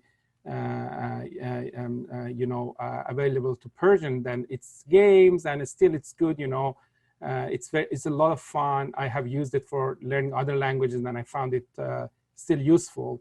And then simulators, imagine that we have simulators and then we can use the simulators to enhance or description tasks, and then other tasks online or in the classroom. And then the virtual reality would be really a perfect thing that we hope to gain access soon. So language technology is tireless, accurate, error-free, fair, flexible, and accessible. But there are also some cons, like it decreases the amount of face-to-face interaction, and then probably CMC or computer-mediated communication can be useful here. And then it may not be useful if it is not used purposefully.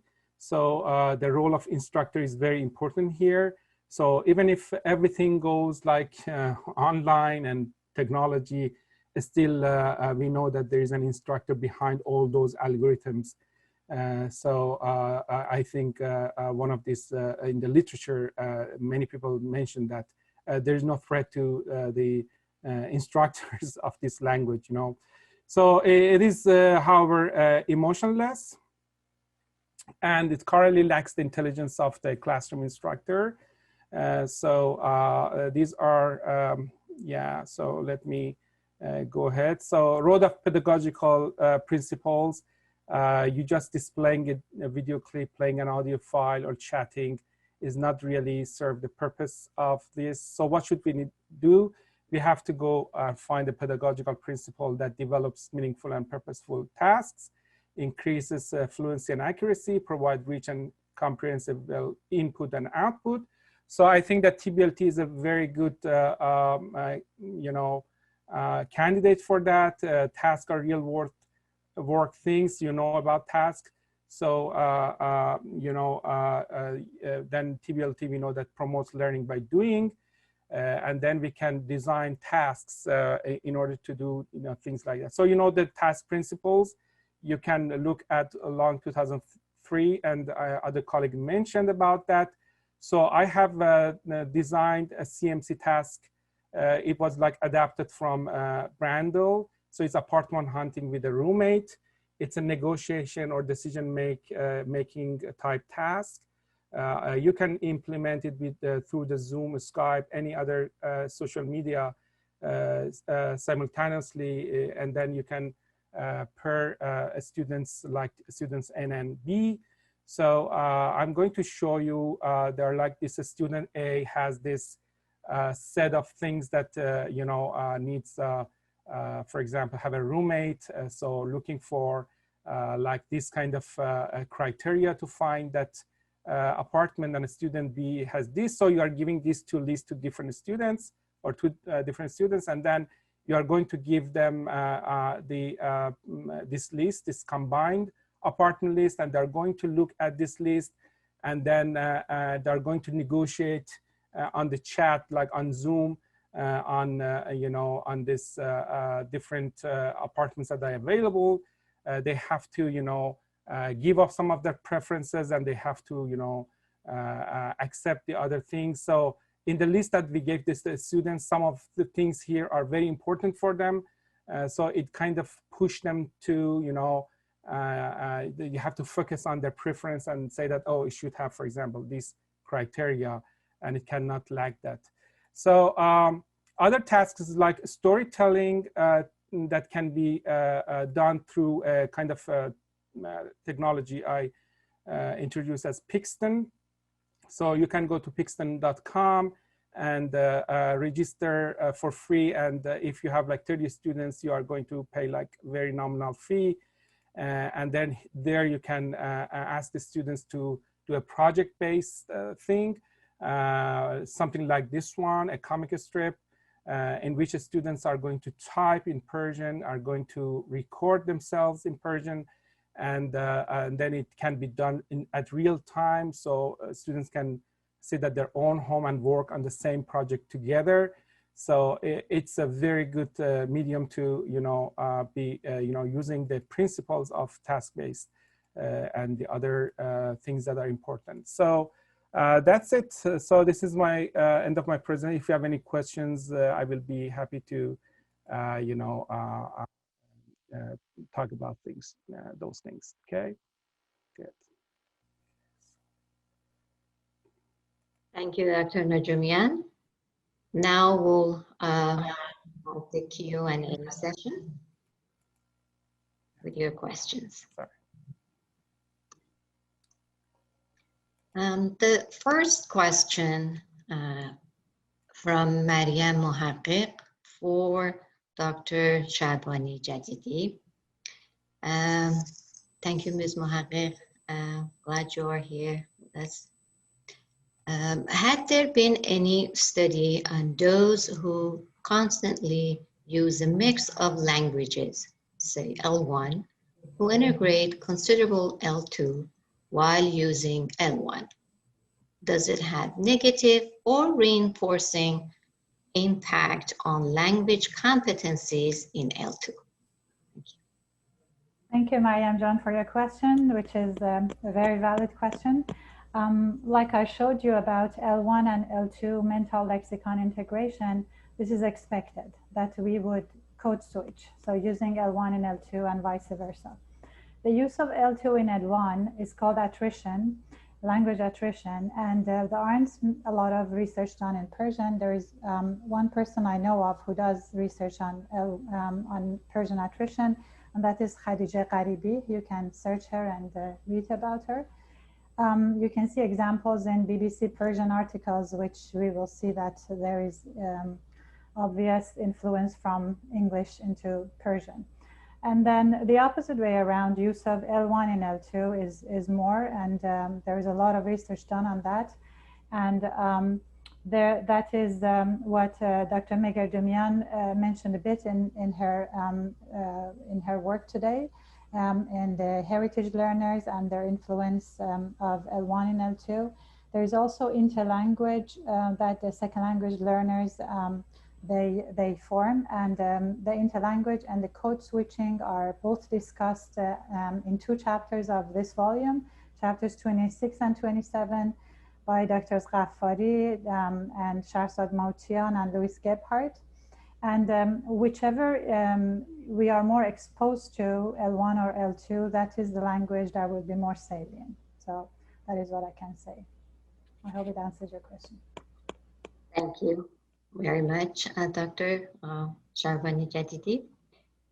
We have a question for Dr. Megherdoumian from Hesam Dehqani. Thank you for this question. Would you introduce some essays and books to help us develop an effective curriculum for heritage learners?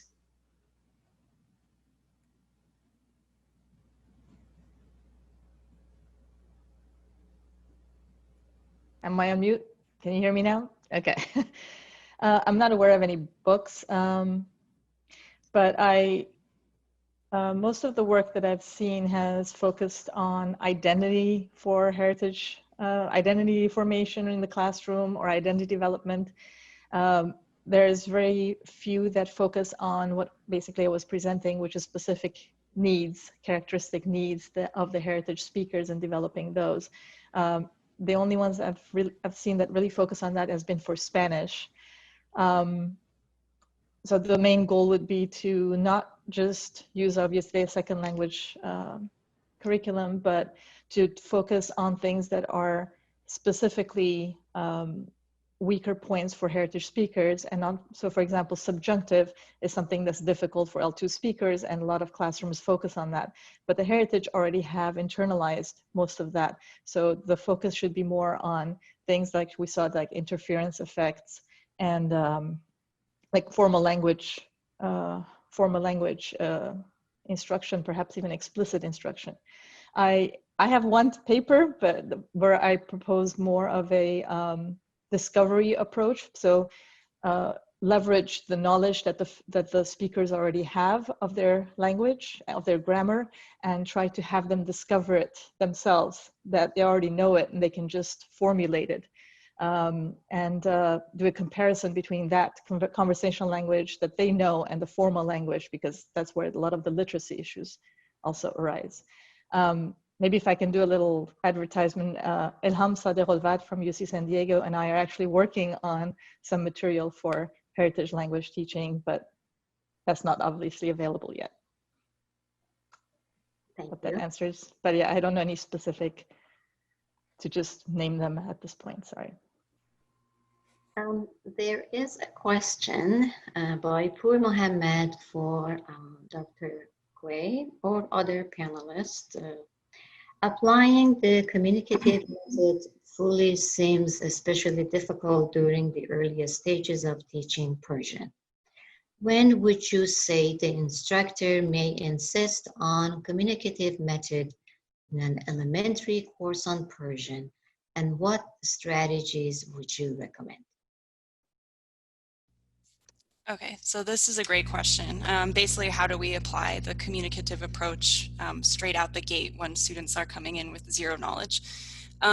Yeah, so short answer is it's really difficult. It's important to not get too caught up on one singular approach. I think any teacher or pedagogy expert worth their salt would be advocating sort of the combination of approaches. The longer answer I would give is that not every single activity you're doing in the class is a communicative activity, but everything is building up towards those communicative activities. So even on the first day, they should be able to run a scenario of a meet and greet. Sort of the next scenario I would prep them for would be introducing a third person. And we're only in week 3 right now of our term, but we've started running a scenario of expressing preferences, likes and dislikes by sort of being intelligent about which letters we teach. So my students only have like 10 letters of the script right now, but they have enough vocabulary that they can sort of run a real communicative scenario where they're trying to find classmates that like tennis but hate coffee or whatever, whatever. So yeah, the long answer is that not everything you do in the classroom is going to be communicative, but it's all gearing up towards those communicative tasks where they have the real interaction. That's my approach, I guess. Thank you. We have another question, again from Pur Mohammed for Dr. Najumian or others. What apps are available for students of elementary Persian? So as I mentioned in my presentation, I think we need to, have a purpose for any app or anything that we want to introduce the student to. So I would say that if you want to do that, first you have to have a purpose for that. It should be based on a principle, based on the curriculum. You have to have a lesson plan for that. Then there are a number of things, as I introduced, Pixton or Beyond, Go Animate, Storybird, Animaker. These are all kinds of technologies, available web portals. There are also some apps, but I think that they are not really very comprehensive. They don't have any curriculum. It's just like mostly like flashcards and things like that. So if you want to introduce them to like flashcard, like Quizlet, Biki, Anki, these are good things that they can help to develop and share with each other. But I think that something that would like make it dependent based on Cal principles is not yet available, and I would say that perhaps it takes a bit of time to overcome those kind of limitations so that we can have a comprehensive app that the students can rely on, doing language learning on that. Thank you. Our next question is from Sohaila Kian, thanking our panelists for their remarkable presentations. And the question that always preoccupies me could be addressed to any of the panelists. It's regarding fossilized errors in language acquisition, which, as you know, we witness a lot in heritage students. I would appreciate your input and experiences in any aspects of this issue, be it which part of the brain is activated, or what extent do we correct them, or how this phenomena should be approached, and so forth. Would any of our panelists like to respond to this question?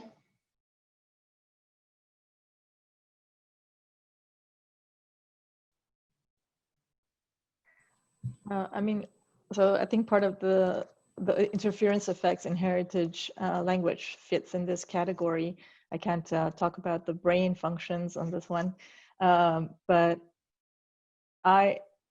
what I have found more successful in these is actually not, the communicative approach doesn't seem to always work because it is so ingrained in them that they actually shocked to hear the correct way of using certain like conjunctions.